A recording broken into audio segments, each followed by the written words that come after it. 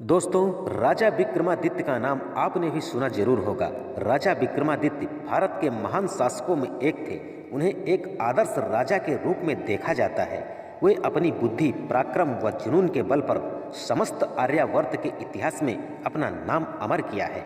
उनके पराक्रम की सैकड़ों कहानियां हैं, जिसे सुनकर बुरे समय में लोगों को हौसला मिलता है। दोस्तों, उन्हीं कहानियों में से एक कहानी है कि अपने ही पति की हत्यारी को विक्रमादित्य ने कैसे धर दबोचा।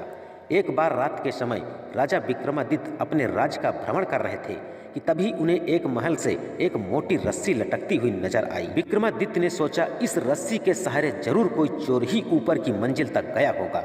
यह सोचकर विक्रमादित्य उस रस्सी के सहारे ऊपर जा पहुंचे।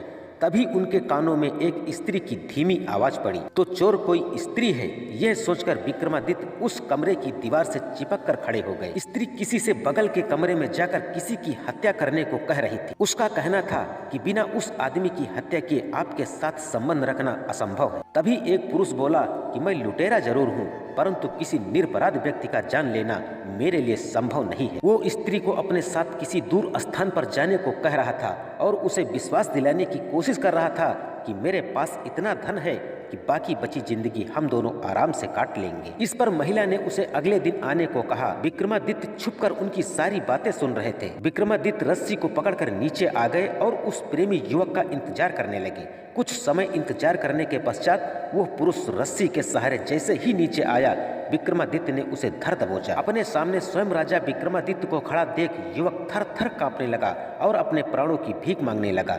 विक्रमादित्य ने कहा, तुम मुझे सच सच बताओ, मैं तुम्हें प्राणदंड फिर नहीं दूंगा। तब युवक ने कहा, राजन, मैं बचपन से ही उससे प्रेम करता था और मैं उसी के साथ विवाह करने के सपने संजोए हुए था। एक दिन मेरे पिताजी का धन से भरा समुद्री जहाज डाकुओं ने लूट लिया और वो हत्यारे मेरे पिताजी को भी मौत के घाट उतार दिया। मैं रातों रात अनाथ और कंगाल हो गया। तभी से मेरे अंदर एक प्रतिशोध की ज्वाला धधक रही थी। मैं अपने पिता के हत्यारों की खोज में निकल पड़ा। कुछ साल इधर उधर भटकने के बाद एक दिन मैं उन लुटेरों तक पहुंच गया। मैं उन खूंखार डाकुओं के दल में शामिल होकर उनका विश्वास जीत लिया। अवसर मिलते ही उनमें से रोज एक को मौत के घाट उतार दिया करता था। एक एक करके मैंने जब सभी डाकुओं को मौत के घाट उतार दिया, तब लूट का सारा धन लेकर मैं अपने घर आया। तो घर आकर मुझे यह पता चला कि एक धनी सेठ के साथ मेरी प्रेमिका का विवाह हो गया है और वो अपने पति के साथ चली गई। मेरे सारे सपने पल भर में बिखर गए। एक दिन जब वह मायके आई तो मुझसे मिलने आ गई। मैंने अपना सारा वृत्तांत उससे कह सुनाया। उसने मुझसे कहा कि मुझे तुम्हारे पास धन होने का तभी विश्वास होगा जब तुम मेरे गले में नौलखा हार डाल दोगे। जब मैं नौलखा हार लेकर पहुंचा, तब तक वो अपने पति के साथ चली गई। मैं हार लेकर उसकी ससुराल जा पहुंचा और उसे पहना दिया तो उसने अपने पति की हत्या करने हेतु मुझे उकसाना शुरू किया। मैंने उसका कहा नहीं माना, क्योंकि किसी निरपराध व्यक्ति की हत्या करना मैं भयानक पाप समझता था। विक्रमादित्य ने उसे समझाते हुए कहा कि ऐसी निष्ठुर व चरित्रहीन औरत से प्रेम सिर्फ विनाश की ओर ही ले जाएगा। वो आदमी रोता हुआ राजा विक्रमादित्य के चरणों में गिर पड़ा तथा अपना अपराध क्षमा करने के लिए प्रार्थना करने लगा।